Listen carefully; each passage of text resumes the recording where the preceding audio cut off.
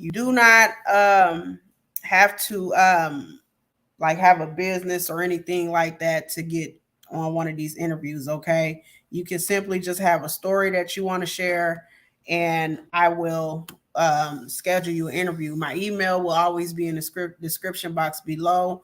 So all you have to do is hit the email, allow me to know your availability. I'm trying to keep these interviews on Wednesdays, Thursdays, and Fridays, but that might change because I might have um, like some other business ventures coming up. So I might have to alter. I probably won't alter the days. I probably just alter the times a little. Hey, Sid. Hello. Hey. So I'm yeah, on so here. I'm just waiting for hello. That's Is that you, that's one of Sid? my yeah, that's me. It was one of my little people. Oh, one of your little people. Okay. Mm. So I'm just waiting for Miss Audricia Harris to join us. I sent her a link, and hopefully she's not having any issues with that link. And sent guess who just wanted to bless us with something? Ooh. Christian Cashel. Oh, nice. She wrote me, shout Oh. out to Christian Cashel. If you guys have not seen the interview with Christian Cashel, please look on my videos, look under the live videos and look for Christian Cashel. She is a writer and publisher, and she just out of nowhere she said, hey, I would like to send you a book or two just to thank you for the interview. um and I thought that was really amazing. I'm going to be responding to her shortly, so That's so sweet. Thank yeah. you. Yeah, Oh, I'm so excited. Mm. yeah, so I'm gonna have her send them. I got to get with her like after I do this interview here. So let's check and see. Let me check my email here. What a day. It has Yeah, and been then I got busy, to go busy. live again today. I was able to get a hold of one of the mothers of a missing case. So I'm going to go live again later on today. So let's see. Hold on one second.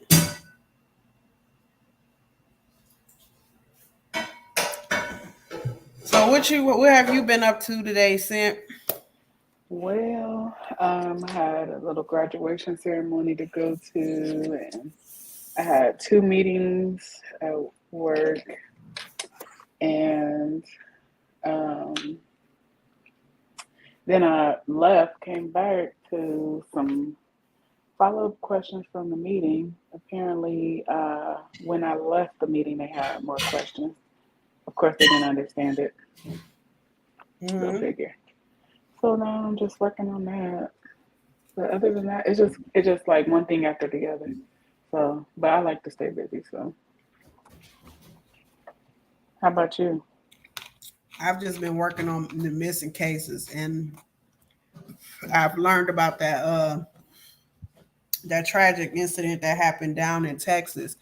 It was another massacre, another person going with a firearm into a school, and Saw that. 19 people. I think it was 19 children and a teacher, or 18 children and a teacher. But it's tragic, you know. And and this is like they said, one happened, I believe, I don't know if it was Florida or what, but it was Texas, is New York, and somewhere else. And it's getting crazier. Like you can't even go to the Mm. supermarket, the kids can't go to the school, nothing without craziness happening. Yeah, even at the graduation we just love, they had police at the door. Hmm. So, mm, Yeah, it's they were like crazy. all around the whole school. Hmm. Yeah, and they're starting to identify all the victims down there in Texas, and it's heartbreaking. Like one of the victims was I believe a 10-year-old baby. Well, they're all in that age range, from what I've seen, from what has been released. Hmm. But um, this 10-year-old baby, like on her last birthday, she recorded a video for her father. And Hmm. she's saying to the father, because the father was at work and he couldn't celebrate with her. Mm-hmm. So she's saying to the father, like, I'm gonna be happy anyways, dad, and I love you, and I know you're at work and you couldn't enjoy this day. Girl, I was crying. I bust out Mm-hmm. crying, you know. Oh, yeah. So Yeah, like, I know the schools are, they sent something because they want to know, like from the parents' perspective, what can they do to help ask those hard questions with the kids. But it's just like, mhm, yeah, I understand that, but it's a thing we gotta. It's something at home too that we have to work on at home, and that's why I really been thinking about lowering our uh, screen time intake, and actually making the kid, like having them earn their screen time. I don't even care how old they are, even myself, what what because what do you mean? Like, as far as this shooting, I think they need to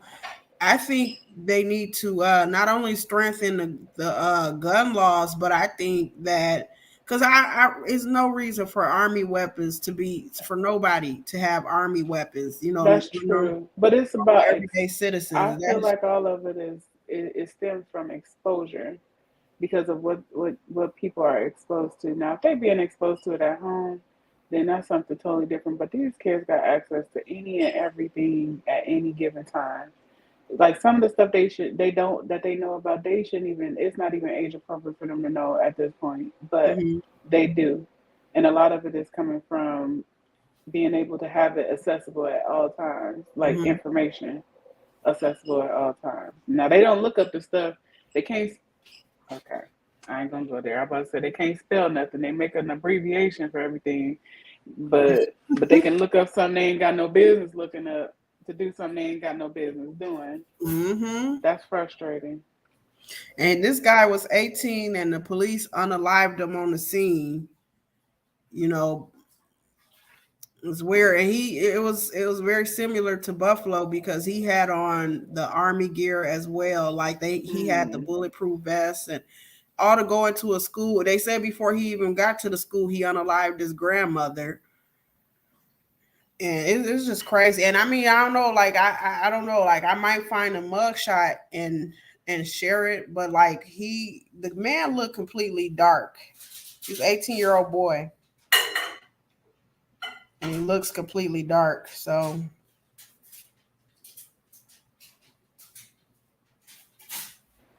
That is crazy.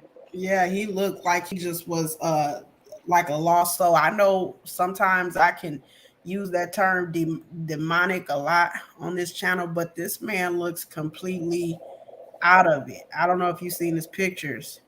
Mm-mm. Now, you know what? Certain things I just cannot. I realized after like watching some of the videos and stuff that got posted and like really thinking about these situations, and I realized how much of an empath I am Mhm, because I really am really sensitive to that type of stuff. Um, as far as being aware, because in my mind, I automatically want to make a story, and so when I make these stories, it's like yes, I'm super visual, but at the same time, it's like some of that stuff that just don't make sense, and which makes me think even more. And you intrigued, and that piques your interest.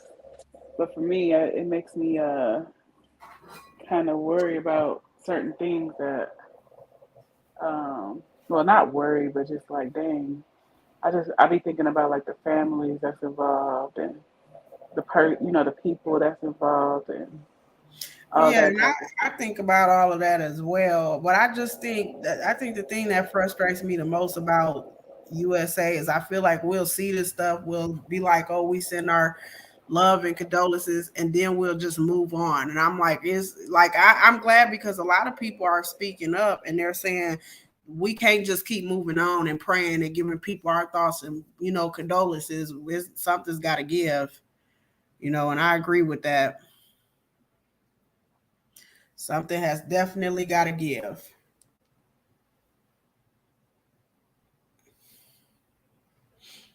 So again, I'm just waiting on Miss Harris to get here. I did send her a link. Um and I told her like if she had any problems with that link to hit me back up.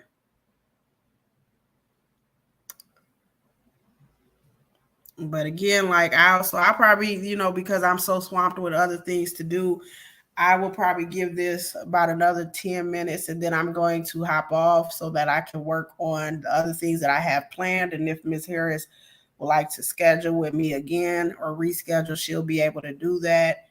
Um, but yeah, like I have a missing case that I'm covering later on, and the young lady is from, which I probably will have you there as well, but we're talking to the mother of this young lady, okay?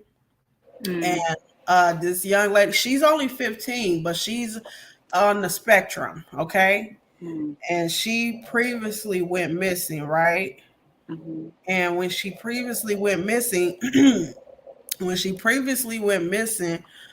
she was located. So at first I didn't want to touch the case because I assumed, oh, okay, she was missing and they found her, right? mm-hmm, But she actually ran away again, which makes the case even more trickier because she's a black teen. She has mental disabilities, and when they label them as runaways when they're black girls, most of the time they're not going to look for them, So I'll be interviewing her mother later on. that's good. I like to sit in that one because I have some questions too. Because you know, Yeah, because it's confusing. Her case is confusing. And I spoke with Miss Jingles. Shout out to Miss Jingles. She reached out to me like immediately. The minute I reached out to her, she reached back out to me and she agreed to come on live and speak about her daughter's case and everything. And um, I'm glad she's speaking out for, not only because her daughter is on the spectrum, but because her case is kind of special. And it's special because she went missing before. And so, me covering these missing cases, when I look them up, because you can't just go by the family, because that's what happened with that case in Louisiana. I never forget any of these stories that I share. Um, the young lady in Louisiana, she went missing and her cousin reported her and said, oh, she's been found, she's okay. But really, she hadn't been found. And it was a lot of foul play around that case. So you got to depend on the official report to say that this person has been found, right? So in this case, the young lady that went missing before, she was found, and it was official site saying that she had been found. And not only did they say she had been found, but when I seen that, I was like, oh, okay, I can move on to the next case. Because I talked to, shout out to Unsolved on Facebook, Jamal over there at Unsolved. Shout out to Black and Missing but Not Forgotten. And shout out to this new group called Adventures with Purpose.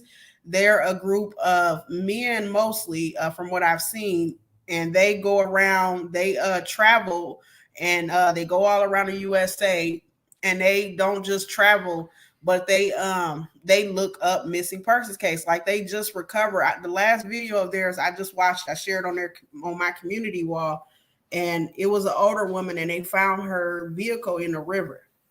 So they do a good job over there, and I'm hoping to expand Black Women Aware. Said maybe when you get a little bit more time, I'll shoot cases over to you so you can investigate, because it is so many cases that, like, as I said earlier, because I was over on here earlier covering missing cases, it's so many cases that I cannot keep up.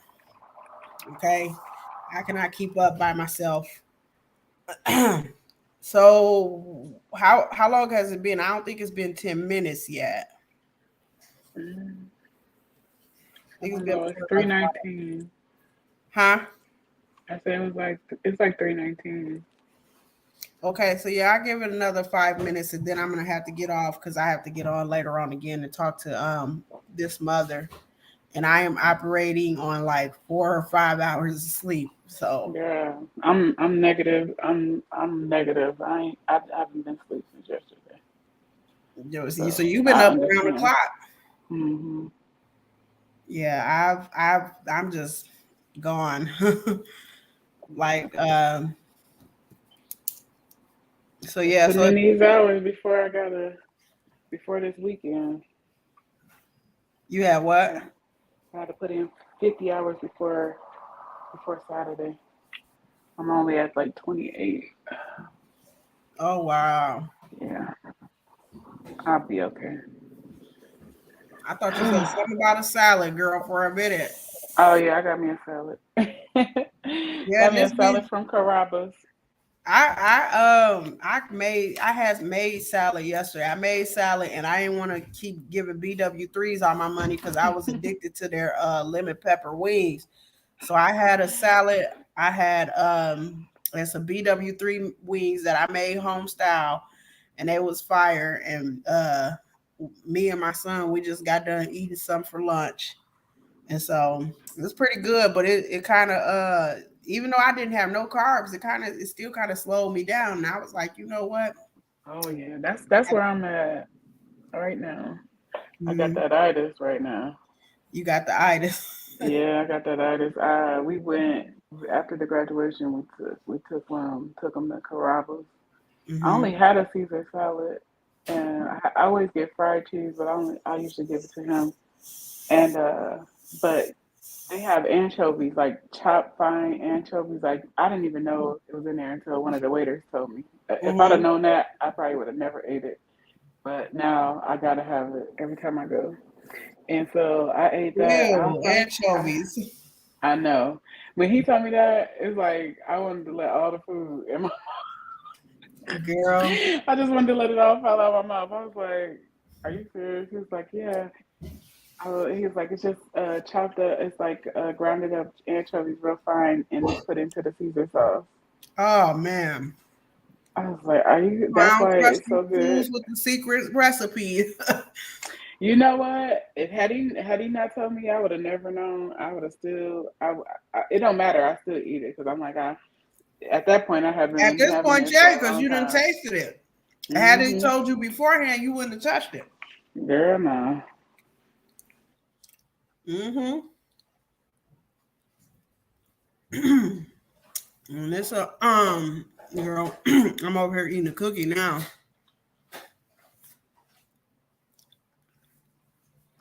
I know one thing. I'm going to go start hitting that gym again because looked at the pictures. I'm like, uh-oh.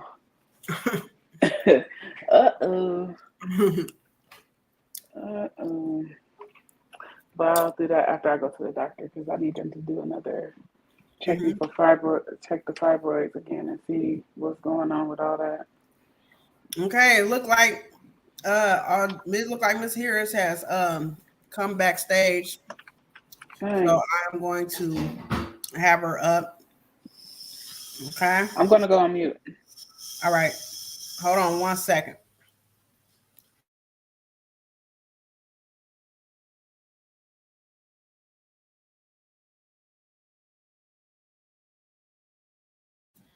Okay. So I'm back. How you doing today, Miss Harris? I am doing well. How is everyone doing there? We're blessed. We're very blessed. Yeah, We were doing excited to good. have you today. I'm sorry you had to wait. I had a late response. I covered a couple missing cases before I did this interview, and one of the mothers of those missing cases, she reached back out to me, and so kind of got a little mixed up. Look at Sid. Oh, But we're very excited to have you on today, and um, so like a lot of times with my audience, they'll come back and they'll watch these lives later. So I always have to put the quick disclaimer out. If anybody has any questions for Ms. Harris and the interview has ended already, you can always email those questions to me and let me know, and I will get a hold of her if she has any links or anything pertaining to her interview today. I'm going to get those links or that information from her, and I'm going to pin it to the description box of this video and to the comment section. Please remember to be respectful of the guests, okay, at all times. Okay, some of the guests, they come on just to share their life's testimony or something they believe in or something like that. Even if you don't agree, please still be respectful, okay? So at this time, Ms. Harris, I am going to go on mute and I'm going to allow you to share your story. All right. Well, first of all, just thank you for having me. I am extremely excited to be here today and to share my testimony, and most importantly, just share how I went about finding my own personal leadership style and how that has contributed to some of the successes I have experienced. So first, just really quickly, a little bit about me. I am from Virginia, Army brat. I grew up in a very heavy military lifestyle. So it was natural for me, even though I was a very shy individual, to choose the military as a path. I actually joined the military as a commissioned officer in 2002 after receiving my Bachelor of Arts from Norfolk State University. I remember one of the first things I remember joining the military is just a lot of people didn't look like me.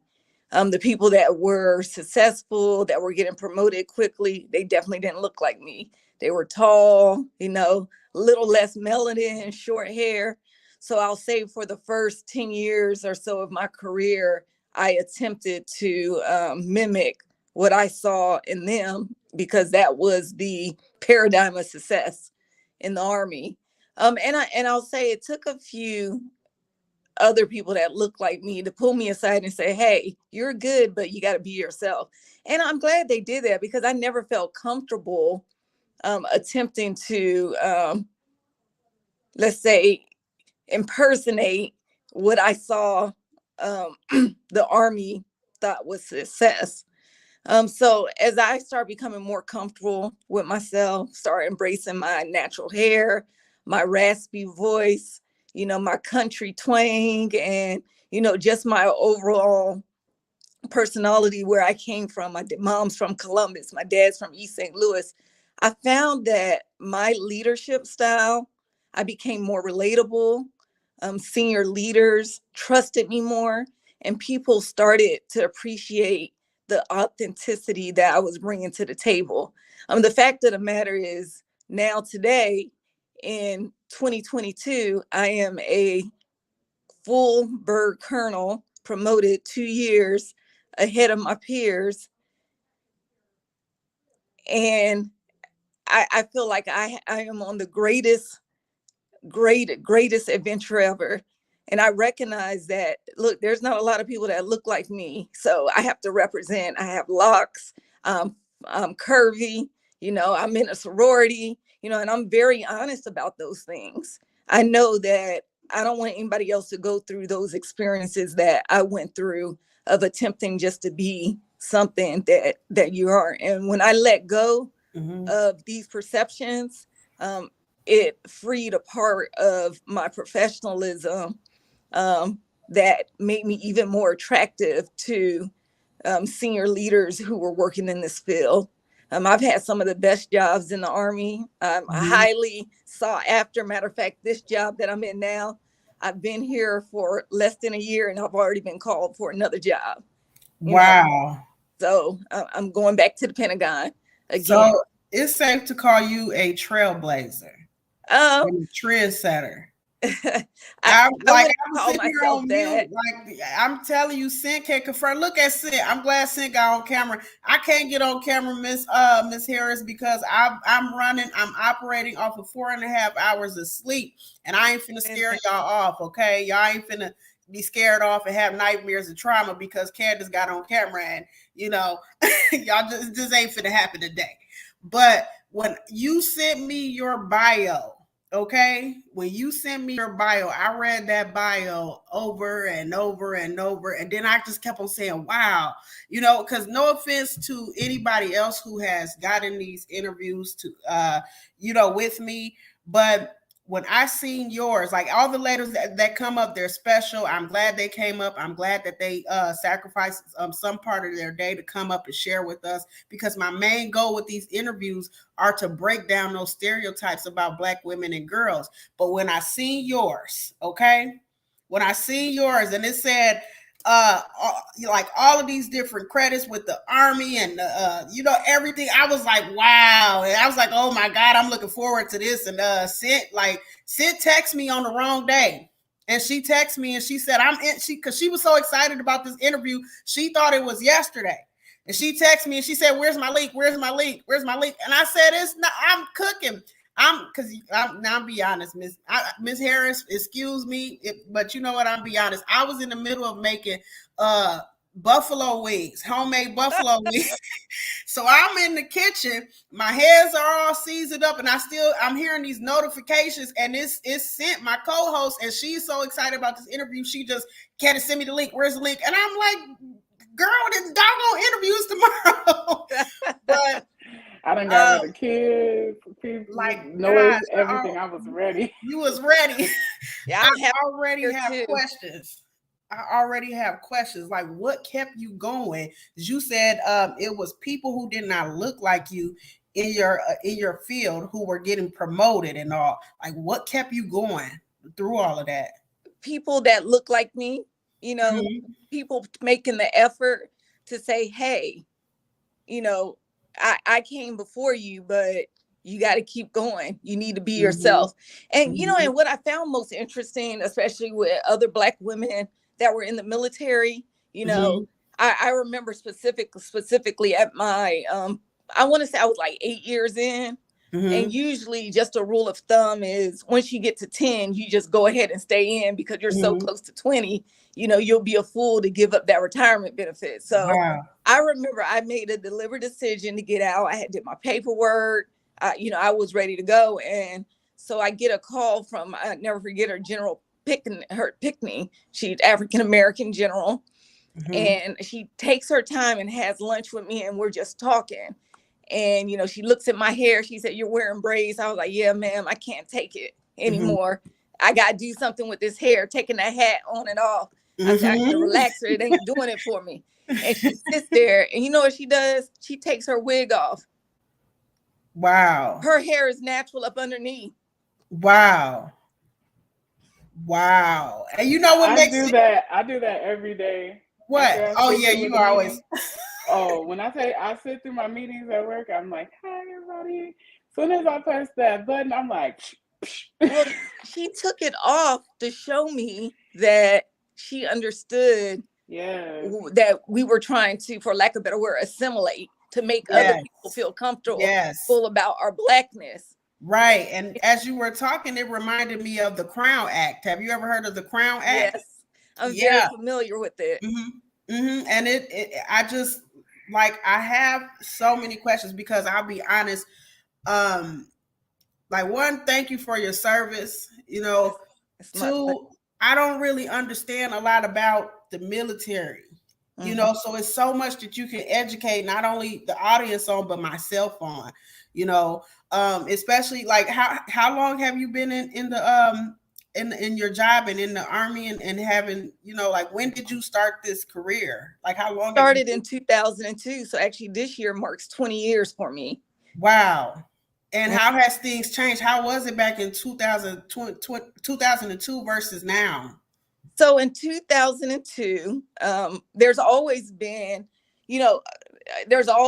struggles getting African Americans to become commissioned officers. The difference between the two normally is, one, you can just go in right after high school with a high school diploma and you'll be enlisted, or you can get your degree and go in and you become an officer. The difference between the two typically is the level of responsibility. So when I graduated from Norfolk State University in 2002, I literally went to Hawaii, my first duty station, and immediately deployed to Afghanistan. So as a 23-year-old, I was actually in charge of almost a $10 million warehouse facility. Wow. I supervised roughly 60 people at 23 years old. Wow. You know, that's what I Mm-hmm. did. And that's what happens when you go in as officer. And as you increase with Mm-hmm. years of service, that responsibility increases exponentially. So those are the differences. But as you can imagine, a lot of my peers were not African American. Mm-hmm. They weren't Black. Mm-hmm. And you were probably the only woman at one time. Was it a lot of women in the like in your job, at that point? So my initial job, logistics, I said it was like 50-50, but overall male still dominated, the Mm-hmm. organization I was in. Mm-hmm. So it was 50-50. And so, I mean, naturally you want to be, no one goes into a job wanting to fail. They want to be successful. Right. So you look at Right. your environment and say, what is it going to take for me to be successful in this environment? Yeah, and then like when we were communicating by email, you said you wanted to talk about becoming a leader, and when I read your bio, that those two just went together so well. That topic and your bio, because I feel like it's many times that I've been put in that position to be a leader. Like I've been 16 years in the medical field, so I have not had the level of responsibility that you have had. Um, but just because I oftentimes when people interview me for jobs, I get job offers like with the snap of my finger because of my experience. But they often will go up another step and they'll say, do you want a manager or supervisory position? And I'll always kind of get cold feet and back out of it. And like, I'm so curious as to like what you did like to like face all of that pressure and be responsible for everybody else, including yourself. And like, how do you manage all of that? So, like in this, so typically I'm a advisor on executive communication, and I do have people work for me. But the key here and is having empathy and compassion, and Mm-hmm. understanding that folks look at situations from different perspectives. So, I always ask the question first. I always Mm-hmm. ask a question first. I never assume. I mean, I still kind of gather my facts if Mm-hmm. I'm dealing with management and different personalities, but I always ask a question. If someone is upset, hey, are you doing okay today? You know, hey, I noticed that I did this for you and gave you this direction. Was I clear enough? Mm-hmm. You know, so a lot of it has come down to me having empathy. And I'll tell you, through this journey, I actually found out I was an empath, right? Through this We just journey, started oddly talking about enough, which paid off exponentially. Now, I don't know if you're familiar with any of some high profile military stories, but the story of Vanessa Guillen, she was killed in Texas. It was all over the news. I believe I heard about that. Yes, so I was the lead communication advisor on that Wow. so when the unit did, when the unit that she belonged to really was not responding to public outcries, I advised the secretary that no matter if we're wrong, right, or indifferent at Army, as an Army, that we have to proceed with empathy and compassion as though that was our daughter, I agree. And so that's what we did. We did an investigation and we held people accountable, and that's what it comes down to, and also having compassion for yourself, that you're still learning. Even in this role, if I go to a meeting and someone is asking me to do stuff, the first thing I do when I come back, What's that? I do a team huddle. Hey team, hey, I just came from a meeting. What do you think about this idea? And I'll tell you, 9 times out of 10, they end up making my team of 22 people, they end up making that idea even better. That is a morale boost. Yes, and it empowers the team. So when I come into organizations, it's not about me, it's about the organization. So when I leave, I want to make the organization better permanently. I want to be a transformational leader, not a transactional leader.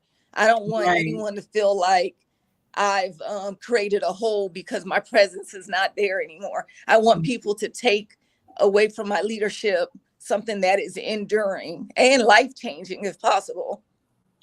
So, what do you think with all of your experience? Because 20 years is a long time, to be in one position and be committed to that one position and be responsible for other people.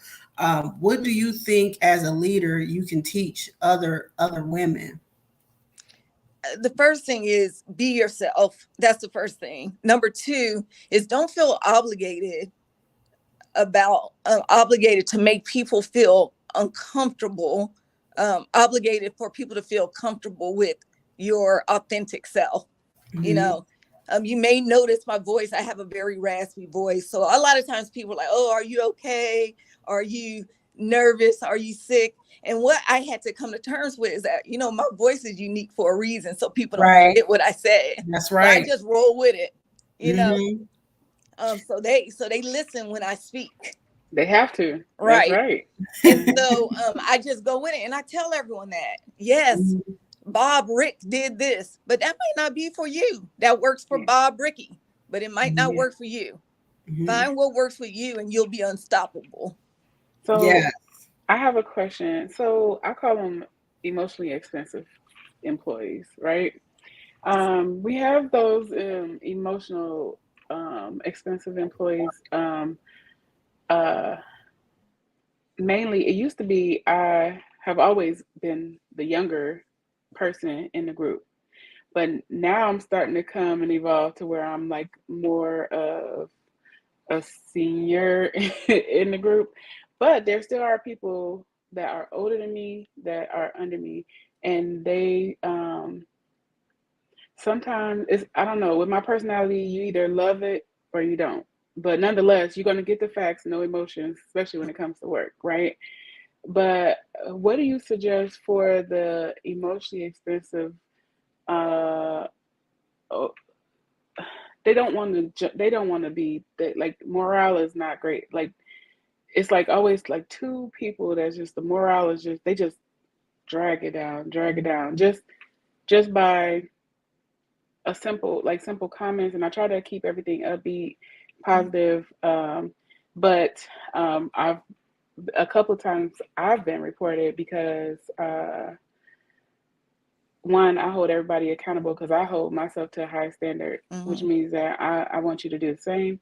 But more than that, integrity about how we handle the stuff that if we did something wrong. If you did something wrong and somebody bring it to you in a loving way or like in a not a in a way that's not accusatory or anything, and then it's always this big ordeal. It's like how do you handle it in your field, the emotionally expensive and officers rather. Well, so I work with both military and civilians. There's a certain way you can handle military. You have a little more leeway. Get out my office. I told you do this, you didn't do this, I'm write you up.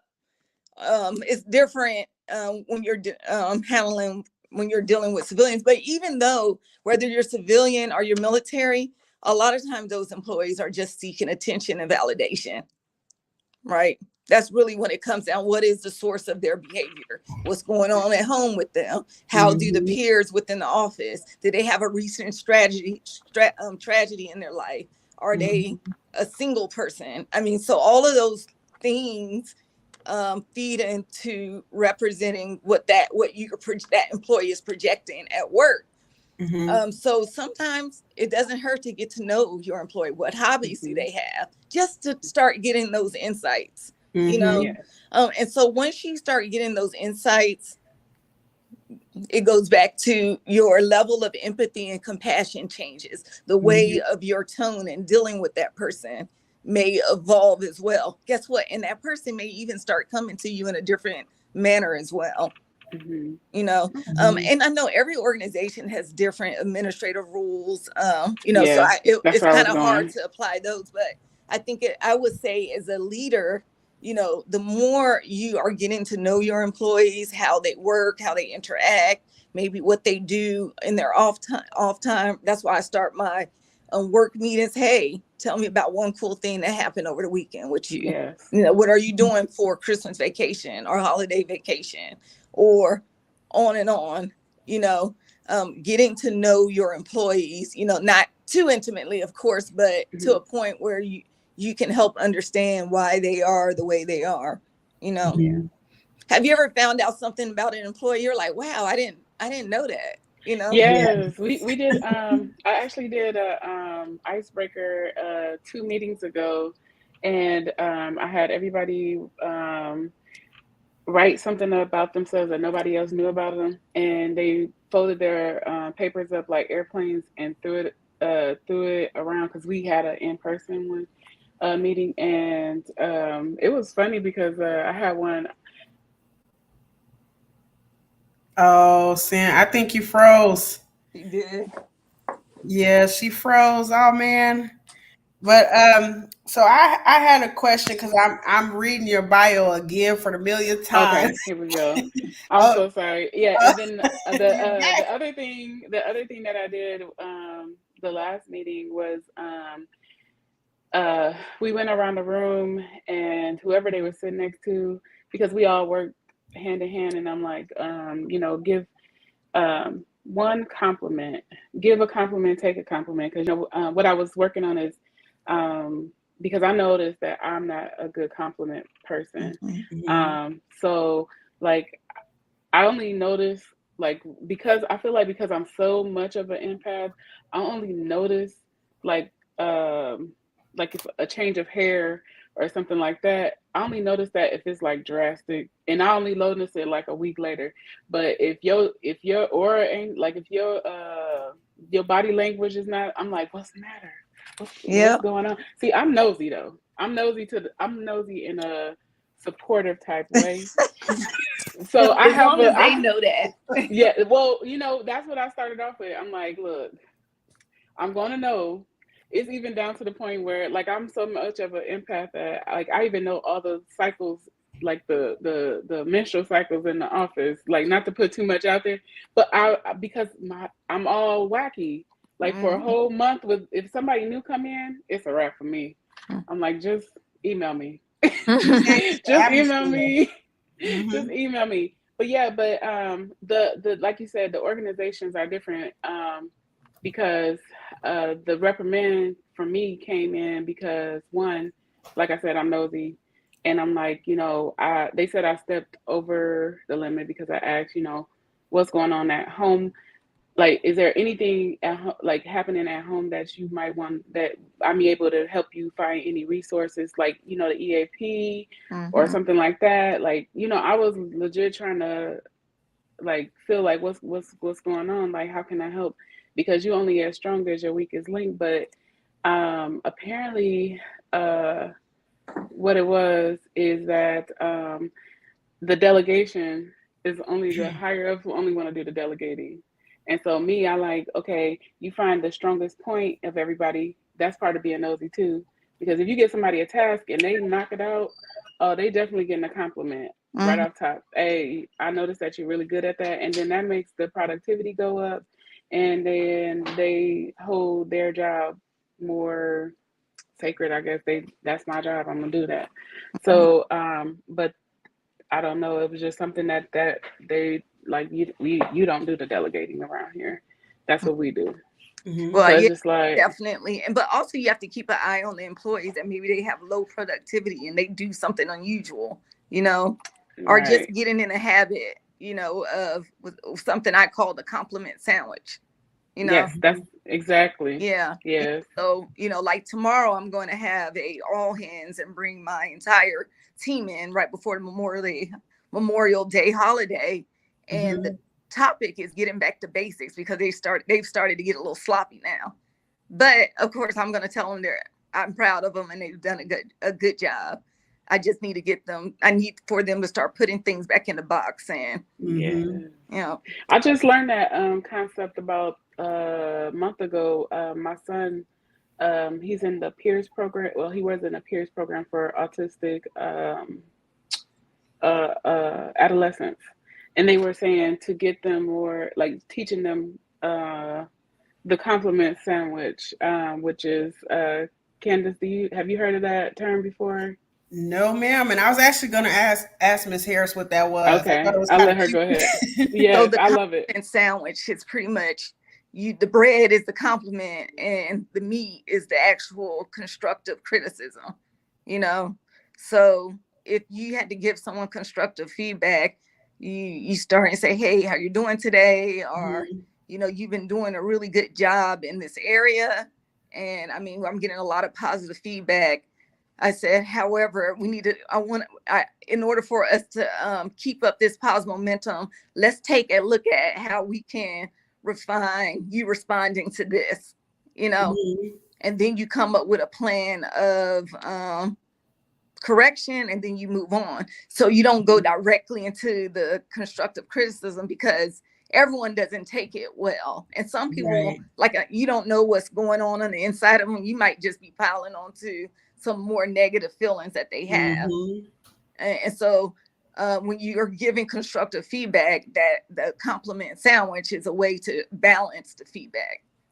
It's a good idea. I'm gonna write that down because no, ma'am, no to both of you. I haven't heard of that before. But I wanted to read Miss Harris's bio because I wanted to let the audience know how amazing this woman is and what had me so hyped about this interview. Which I'm going to start incorporating that into these interviews. I'm going to start asking people who want to interview with me to write me a bio or tell me a little bit more about themselves. Okay, because that when I seen that, I was like, wow. So is it Drees? Am I pronouncing your nickname right? That's correct, Drees. Okay, so it says Drees Harris is the daughter of Army 2 veterans and a native of Ashburn, Virginia. She received her commission into the United States Army as a second lieutenant from Norfolk State University in 2002. Drees currently serves as the Director of Communications for Army Futures Command. In her most previous assignment, she served as a senior communication advisor to the Secretary of the Army from 2019 to 2021. Prior to that, she served as a Pentagon spokesperson. And y'all, when I see that, every time I read it, I get goosebumps. Okay. Black women are out here doing amazing things. All right. Every time I read that, I get goosebumps, especially your picture with your arms crossed. I was like, she means business. I'm sorry. I see that every time I read it, I get goosebumps. My friends call that the 40 under 40 photo. I was like, yeah, but I was over 40 in it. When I seen that, I was like, oh wow. I was like, thank you, God, because I felt so blessed because I'm like, I'm reaching people with this platform. And when I first started Black Women Aware, I didn't think anybody would ever pay attention to this channel. And a lot of times I was like, I'm gonna probably just give up, it's not worth it, but a lot of people, shout out to Ruby and Miss Callie and a lot of my supporters because they keep me going. Okay. Well, let me keep going. So it says prior to that, she served as a Pentagon spokesperson where she was the lead communication advisor for the Defense Department, Africa Affairs, Cybersecurity, Defense Intelligence, and Special Operations. If that ain't the bomb, I don't know what is. Let me keep going. During her time as a Pentagon spokesperson, Drees advised the Secretary of Defense and his executive staff principals on how to effectively communicate to the public. And I'm going to stop right there in mid sentence. Now, one thing that I like doing in my personal time, I love studying history. I love studying war. I love studying crimes. So how was your time? Because I noticed, like it said, obviously you were a Pentagon spokesperson, and like, how do you feel like you contributed with helping to communicate to the Department of Defense, especially because from 2002 to where we are now, America, in my opinion, has been turned upside down since 9/11. So like, I've always, like, when I read that, I was curious about like how did you do your job, like in helping the defense of the Department of Defense? Well, so what I think is important, the Department of Defense defends the nation, right? Mm-hmm. And so when we are evolving in our initiative, we just cannot stay stagnant. we have to keep up with current technologies, and we have to understand the interests of our adversaries, how they want to harm us. And you know what? I will say, the general public, for the most part, they do pay attention to that, right? They pay attention to the dangers of you. You look at all this new technology there, it comes with goodness, and it's kind of scary too, because you don't know when someone can be listening to you at any time.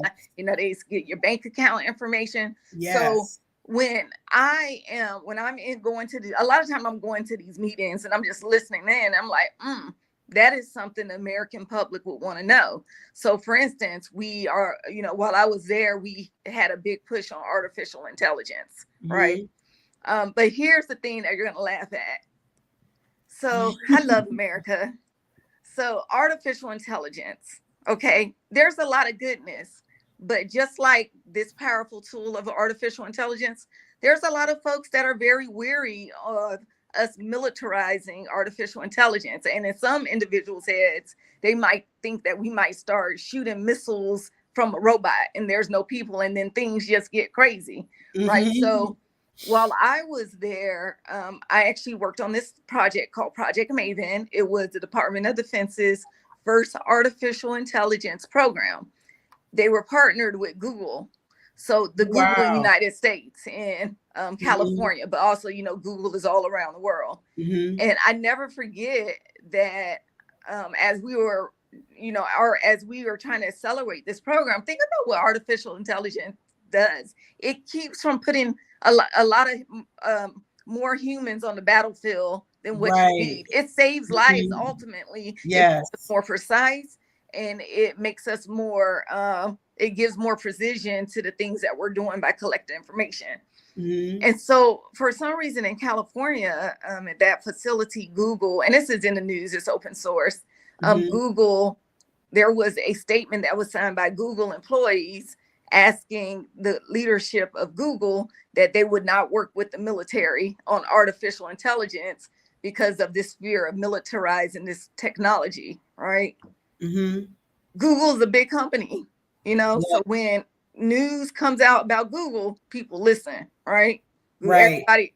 And so there was this uphill challenge for us to have to say, hey, no, this is going to be good for America, we don't have to send a lot of military people to war. We can do things from afar.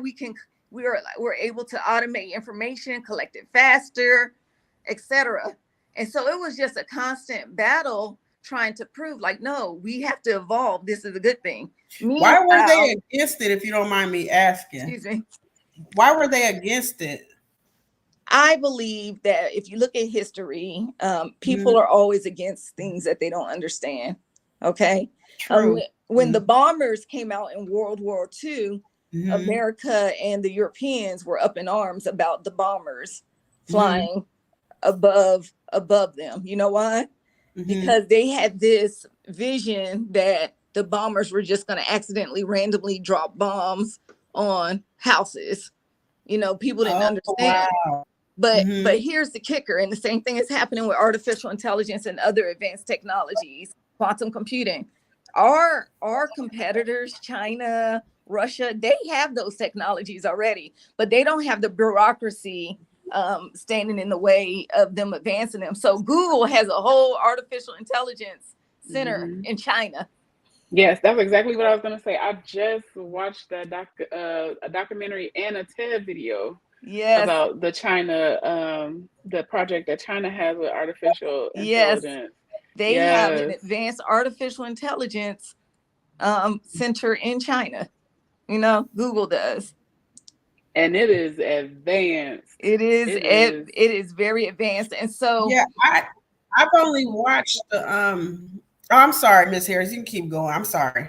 No. Well, it is advanced. So you think about these things. You're like, well, how can I assure how can I help the government assure the American public like the things that we are doing are in the best interest? It can prevent things like 9/11. It can prevent someone having to send their son and daughter, to a dangerous area. How can I do that? So what I did in these meetings, I'm listening like, oh, okay, okay, let me see how we can capitalize. So I might arrange someone going to a conference to give a speech about it, go speak with Mhm. Congress. I might arrange media interviews or develop, a packet of talking points, and pass it around so people will know. And so that's what I did. And I did it from African Affairs. I worked on African Affairs, where we consistently spoke about our relationship with the 54 countries in Africa, right? Wow. And what we were doing. The Libyan war, what are we doing with Somalia? What are we doing with providing aid and support and military assistance or military training? Same thing with special operations. I provided that type of advice. What is our role? Are they really out there doing their own thing, or are they providing a specific role? So I tried to work on counteracting narratives and also assuring and making sure that we did things that would continue to make the American government, the American people comfortable with how we're using your money, taxpayers' money. Mm-hmm. And I just want to add this in. Something just came over me, and I wanted to add this in. You have to appreciate the job of Miss Harris and a lot of individuals like her, because we as Americans, I feel like we take for granted, or we either don't realize that people like Miss Harris are the ones that are keeping us safe. And you know what I mean? Like, we often forget that. And I remember, like, just looking at when you entered into your field in 2002, it just brought me back all of those memories at that time. Like, and I know for a lot of people, we all remember where we were on 9/11. Like, I was 14 years old. I was in my freshman English class, and I remember the teacher pacing the floor, and he had CNN on the TV and all. And I believe that was the first time that I really realized that it's people like yourself that are out there working behind the scenes that are keeping us safe, and you often don't get your flowers for that. So I wanted to add that in. Or So you when get I them at the say wrong thank you, time. yeah, like for a long time, and like a job like this, and like again, like I know you probably like, Candace, shut up about my bio, but that bio, when I read that, because it's stereotypes out there, guys, that I hear all the time about Black women. Like, they assume Black women are just running hair shops, we're just having culinary, like we're just running kitchens and stuff. So when I seen yours, I was like, oh, she gonna blow them back with this one. you know but yeah, so you often don't, people that work in your field often don't get their flowers. So I'm very grateful, especially because being a teenager at that time, and then 20 years have passed, and seeing how the world has changed, Mhm. from prior to 9/11. Yes, very much um, so. I've lost friends and I've gained friends along the way. Um, to the wars and to just the military life in general. It's rough, but I love what I do. I'll probably mhm, make a transition here soon, mhm, because I would like to spend more time with my family, um, mhm. and, just enjoy life. And what do you like? Do you have any plans on writing about your experience, or do you have any outside like volunteer work that you do that could help other people or inspire other people to take on roles like what you have? Well, I do volunteer a lot of nonprofits, providing communication advice. I'll help them write communication strategies. I'll use my media savviness to help connect them or prep them for interviews, connect them with local constituents, grassroots efforts. I do volunteer with several nonprofits. I mean, include my sorority, Delta Sigma Theta sorority. Shout out to Delta Sigma Yeah. Theta. Um, Yes. but several, and I enjoy it because I feel blessed Mhm, to actually enjoy my job every day. I mean, during mhm, COVID it was rough. My boss, Secretary Ryan McCarthy, ooh, mhm. he was an Energizer bunny. So when COVID happened, I thought I was gonna be home with everybody else, helping Yeah. my son do remote schooling. And he looked No, at me, he was like, no. "No, Dries, we're going on the road." And I was like, "What?" He was Where like, did you "Yes, have to ma'am." go? Well, we went to Miami. We went to all the hot spots, Oh Mhm. Miami. man. And this is early. So this is March of 2020. Mm-hmm. So wherever there were Oh, Army soldiers, we went. yes. We went to Wow. Chicago, went to Detroit, went to New York, Miami. And We that was went a everywhere. scary I don't know time. how we didn't catch COVID. I just caught COVID for the first time about a month ago, but I don't know Yeah. how I avoided it this long. Wow. You And you probably got weren't immune moving. to it. Yeah. After going from one side to this side, it probably gave you some Because kind of immunity.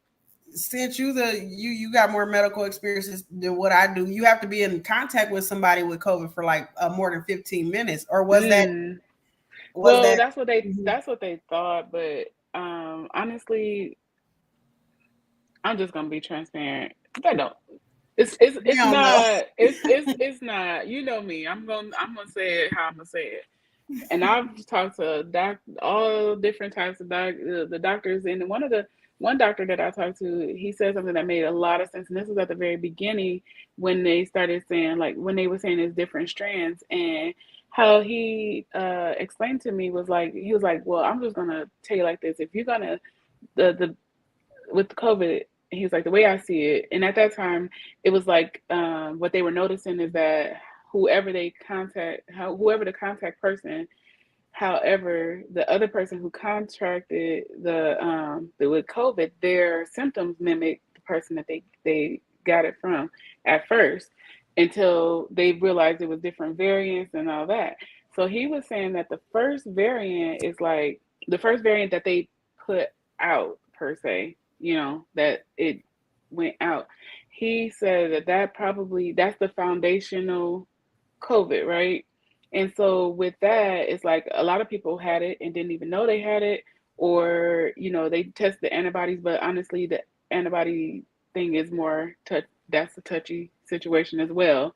Um, so he was just saying basically that if you got the first one and you didn't have really bad symptoms, that you would probably have no problem with the other variants that come after it, because it's just going to mutate and mutate and mutate, because people are going to get tired of it in the house.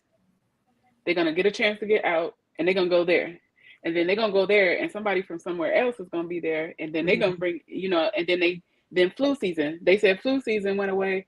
They said flu numbers went down, but that's because nobody was doing flu tests. If you went to the doctor and you said you had a fever, if you said you had any of those flu symptoms, first thing they was doing is sending you for COVID. Oh And then wow. if you tested negative for COVID, they would go into something else, bronchitis or something like that. Right. But if you really look at the numbers, and honestly, the mask thing, I think I ain't gonna go there. But the Uh, numbers did go down. I ain't gonna go there because that I don't even want to get nobody started with that. But just think about just having that covering. It's not gonna cover 100%, No. but but it is keeping certain things that was running rancid that they weren't talking about.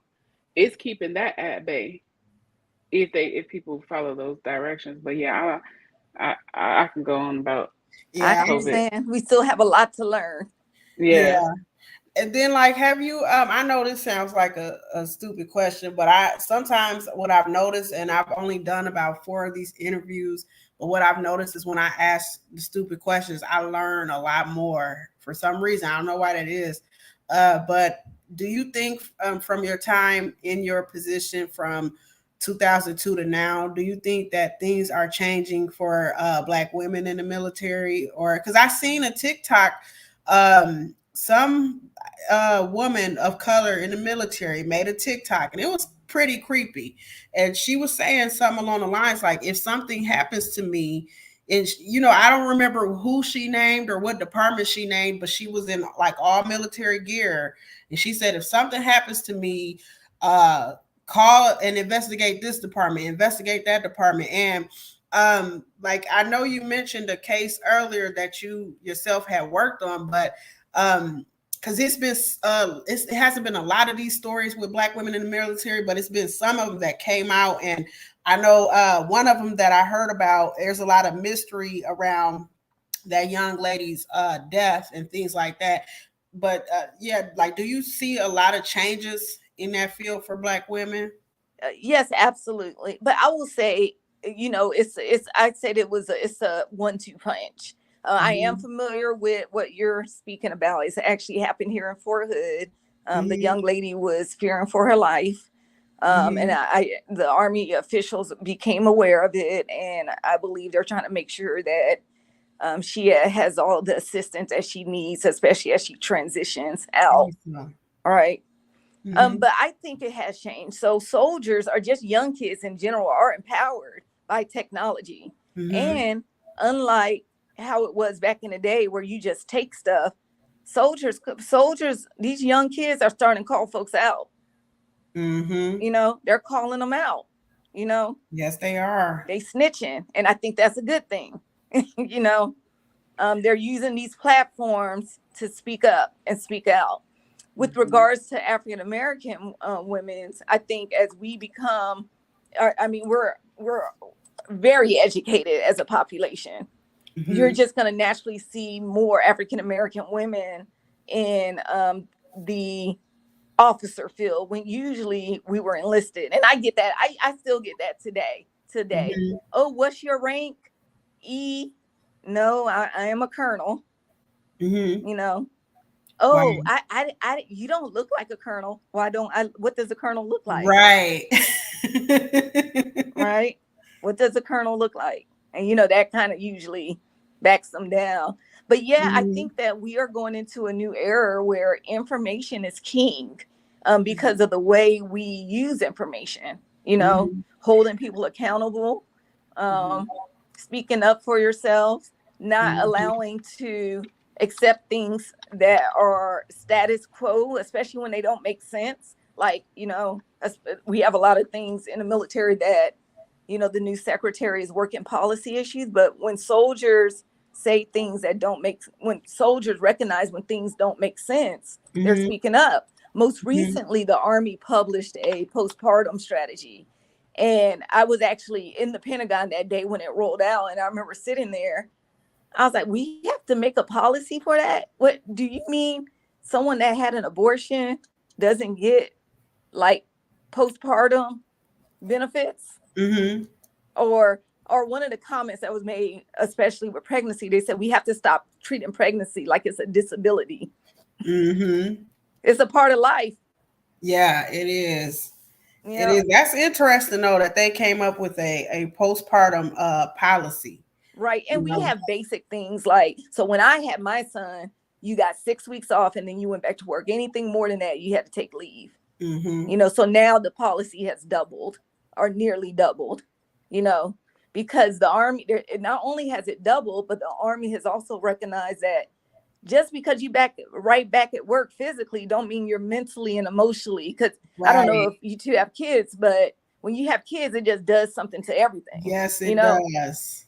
You're just really never the same. And so, you know, they've made these rules where, you know, you have a baby, you get, I can't remember if it's 10 weeks. I can't remember the exact number, but it's more than 6. And then that family member you don't have to deploy for like a year afterwards.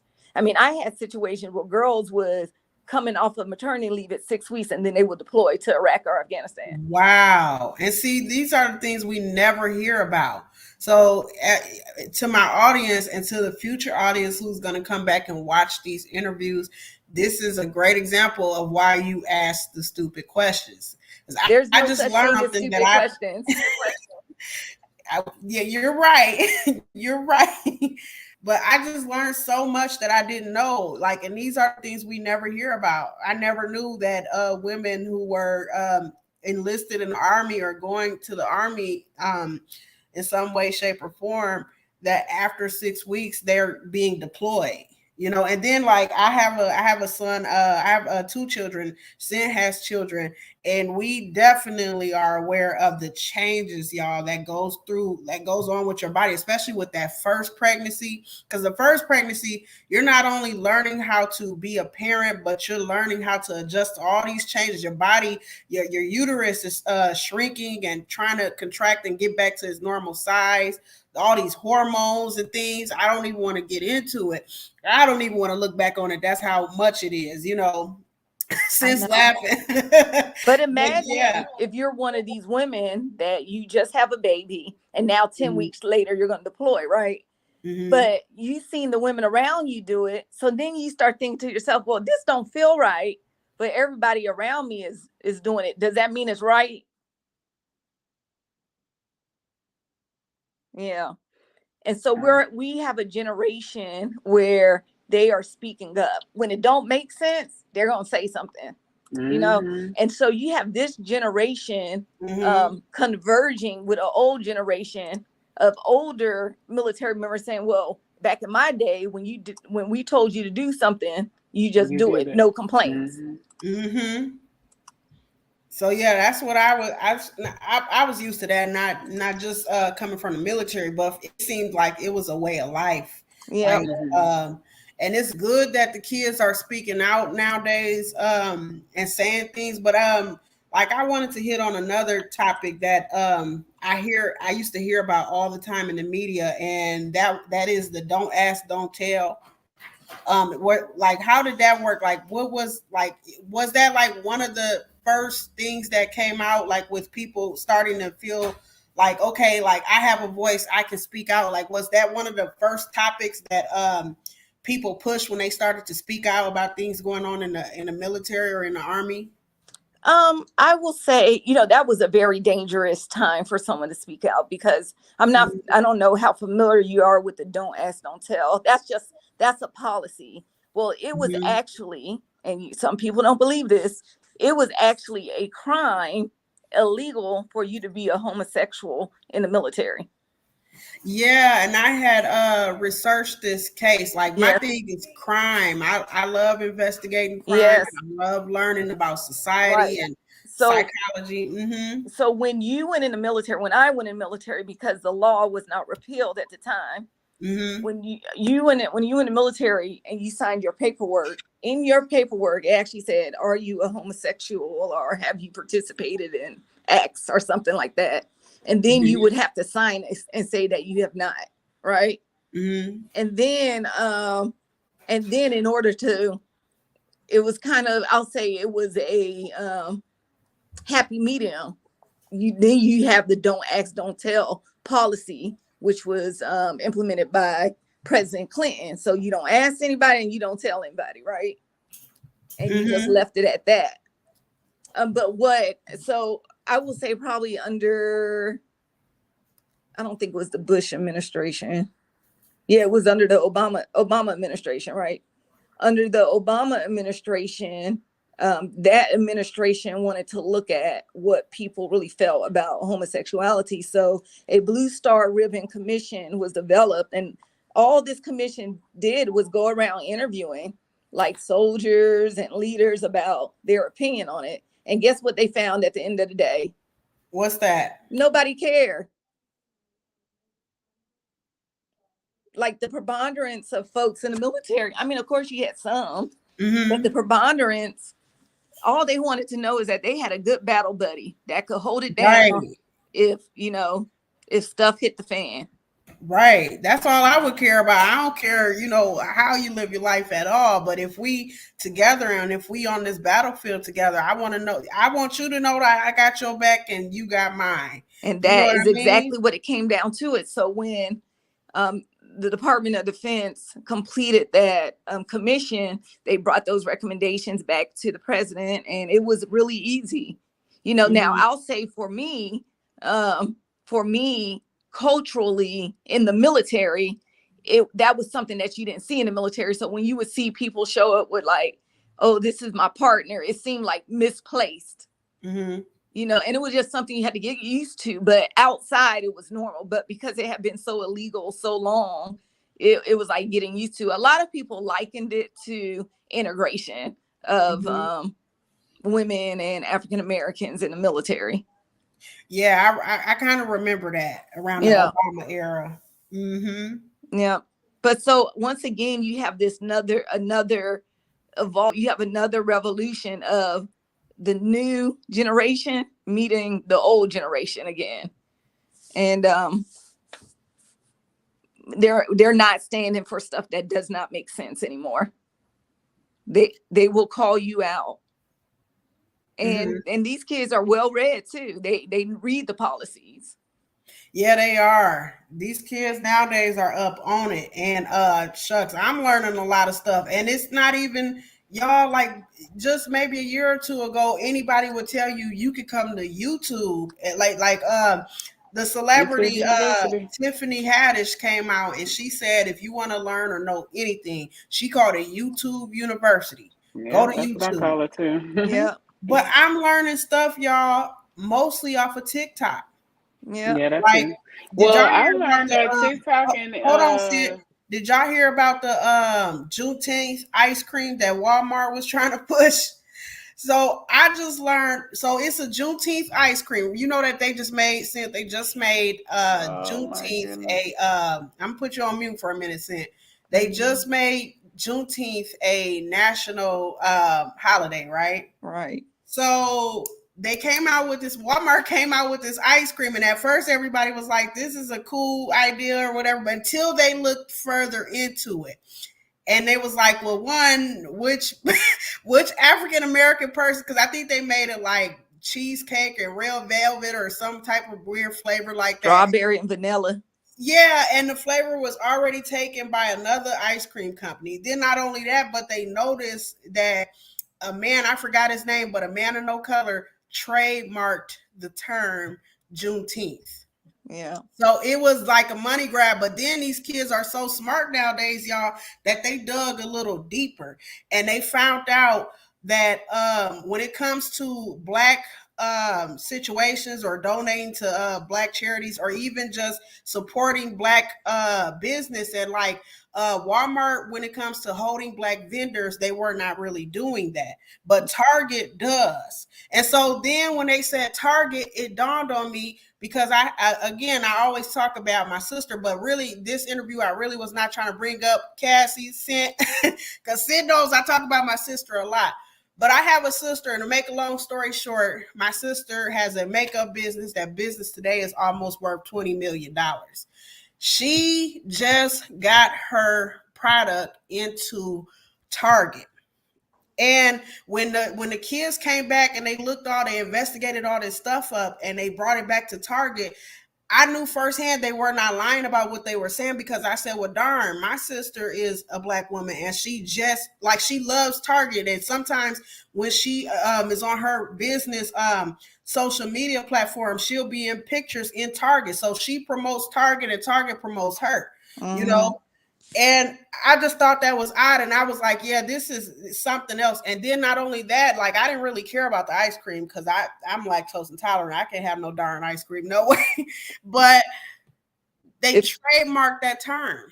Well, it probably didn't help when they put Nat Turner on there as the slave rebellion. Right. And then they had the colors and all these music symbols. I was like, this is an embarrassment for sure.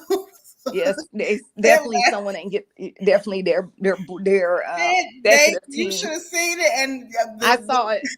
Did you see the way they I were saw reacting it. to that? But let me tell you, that is a corporate issue. Okay. Yes. So I'll use the military as an example. And I love the military. But sometimes you just don't know what you don't know. So who do you think was making all of these postpartum policy decisions? Probably somebody at A the bunch top. of men. You got it. Yeah. A bunch of men. Just like with the Roe versus Wade turnaround. Yeah. And so, I mean, you just have to be aware, but I'll tell you, these kids, they're reading, they're researching, and they're holding folks accountable, you know? Yes. Yeah. Speaking of the Juneteenth, I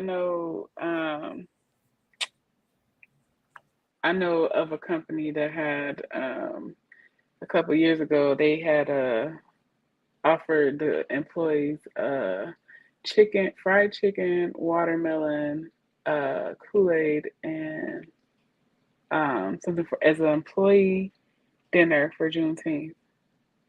Yeah. I was like, no, I'm gonna. If I was, hypothetically speaking, if I was there, I would have went and got the chicken. But I'm just saying, that is sad. But they ended up taking it out and changing it and then adding an alternative, I guess, when they got flooded with emails about Juneteenth. They probably should have stuck to a potluck. Yeah. Well,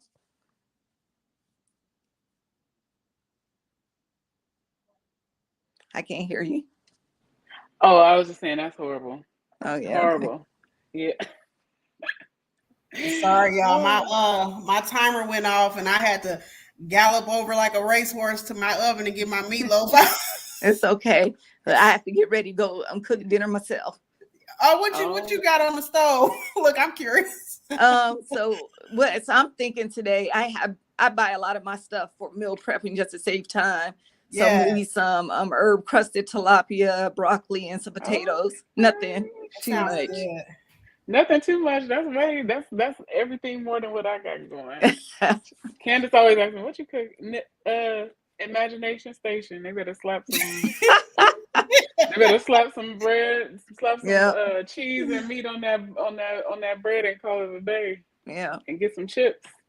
One day I'm gonna be good. I'm gonna be cooking, and y'all gonna be surprised. I'm gonna have to show everybody because it's gonna be crazy. I I ain't throw gonna the believe journal Oh, in the do it. oven all the time. I ain't gonna even believe it when I cook. But yeah. So in ending this live, Miss Harris, do you have any final things that you want to share with the audience that can help inspire, or anything that like if you're writing any books, if you have any links, anything like that at all?